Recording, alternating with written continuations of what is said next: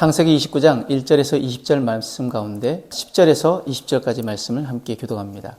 야곱이 그의 외삼촌 라반의 딸 라헬과 그의 외삼촌의 양을 보고 나아가 우물 아귀에서 돌을 옮기고 외삼촌 라반의 양떼에게 물을 먹이고 그가 라헬에게 입맞추고 소리내며 울며 그에게 자기가 그의 아버지의 생질이요 리브가의 아들됨을 말하였더니 라헬이 달려가서 그 아버지에게 알림해 라반이 그의 생질 야곱의 소식을 듣고 달려와서 그를 영접하여 안고 입맞추며 자기 집으로 인도하여 드리니 야곱이 자기의 모든 일을 라반에게 말하매 라반이 이르되 너는 참으로 내 혈육이로다 하였더라. 야곱이 한 달을 그와 함께 거주하더니 라반이 야곱에게 이르되 내가 비록 내 생질이나 어찌 그저 내 일을 하겠느냐.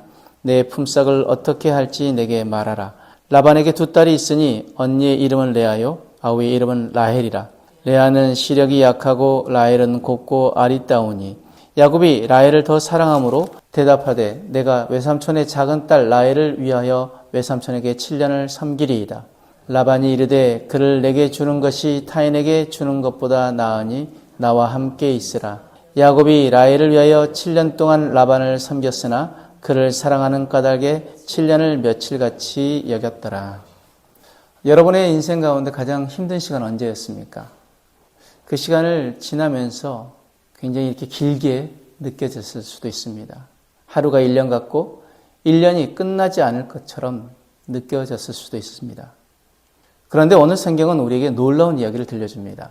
7년을 며칠같이 여겼더라. 어떻게 이런 일이 가능할까요? 같은 시간인데 누구에게는 지옥 같은 시간이고 누구에게는 순식간에 지나갑니다. 그 차이는 무엇입니까? 오늘 말씀은 분명하게 말합니다. 그를 사랑하는 까닭에. 사랑이 시간의 무게를 바꾸고 마음이 인생의 질을 바꿉니다. 오늘 말씀 보면은 야곱은 도망자 신세로 하란에 도착합니다.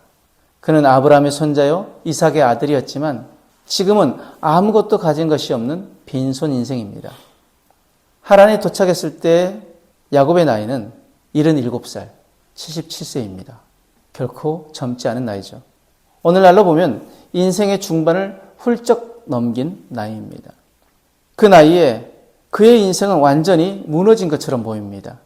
그러나 여러분, 여기서 중요한 것이 있습니다. 야곱은 모든 것을 잃었지만 하나님과의 만남, 베델의 경험을 얻었습니다. 이것이 그의 인생의 전환점이 됩니다. 사람이 모든 것을 잃어도 하나님을 얻으면 끝난 것이 아닙니다. 오히려 그때부터가 시작이 되어집니다. 야곱은 외삼촌 라반의 집에서 일꾼이 됩니다. 그 부족에서 왕자 같은 삶에서 노동자의 삶으로 떨어진 것이죠. 아버지 이삭은 종들과 재물을 보내 아내를 쉽게 얻었지만 야곱은 아내를 얻기 위해 자기 몸으로 7년을 일해야 했습니다. 그러나 이 시간은 저주의 시간이 아니라 훈련의 시간이었습니다.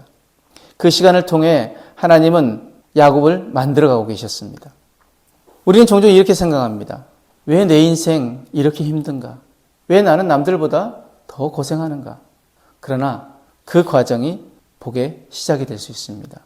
욥은 어떻게 고백합니까? 욥기 23장 10절 말씀에 내가 가는 길을 그가 아시나니 그가 나를 단련하신 후에는 내가 순금같이 되어 나오리라. 욥의 고백이 우리 고백되어지길 원합니다. 그 시련의 시간들이 우리를 연단하는 시간이 되어지길 원합니다. 오늘 본문의 핵심이 바로 20절인데 야곱이 라헬을 위해 7년 동안 라반을 섬겼으나 그를 사랑하는 까닭에 7년을 며칠같이 여겼더라. 환경은 여전히 힘듭니다. 상황은 여전히 어렵습니다. 그런데 놀라운 일이 일어납니다. 그 7년이 짧게 느껴집니다. 왜입니까? 사랑 때문입니다.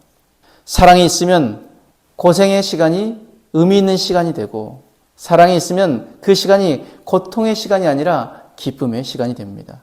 여러분, 이것이 신앙의 핵심입니다. 우리가 하나님을 사랑하면 우리의 인생의 시련이 달라 보이게 됩니다. 그 시간들이 감사의 시간이 되어지고 그 시간들이 은혜의 시간들이 되어지는 것입니다. 오늘 말씀 우리의 삶에 어떻게 적용할 수 있을까요? 첫 번째, 환경이 아니라 마음이 인생을 결정합니다. 같은 상황에서도 누군가는 무너지고 누군가는 성장합니다. 차이는 환경이 아니라 마음입니다. 불평의 마음이 있으면 지옥 같은 시간이 되어지고 믿음의 마음이 있으면 그 시간은 의미 있는 시간이 되어집니다. 지금 여러분의 마음은 어떻습니까? 오늘도 우리가 우리 앞에 닥쳐진 그 일들을 믿음의 눈으로 바라보고 그 시간이 우리에게 의미 있는 시간이 되어지길 원합니다. 두 번째, 고난을 허비의 시간이 아니라 준비의 시간으로 보내시길 바랍니다. 야곱의 7년은 낭비처럼 보입니다. 그러나 그 시간은 그의 믿음이 자라가고 인생이 준비되는 시간이었습니다. 여러분의 지금의 고난도 마찬가지입니다. 하나님은 지금 여러분을 만들어가고 계십니다. 그 시간을 불평과 원망으로만 보내지 말고 순금같이 되기 위한 단련의 시간으로 여기고 앞으로 나아가시길 바랍니다. 세 번째, 하나님을 사랑하는 마음이 고난을 이기게 합니다. 야곱은 라헬을 사랑했기에 7년을 견딜 수 있었습니다.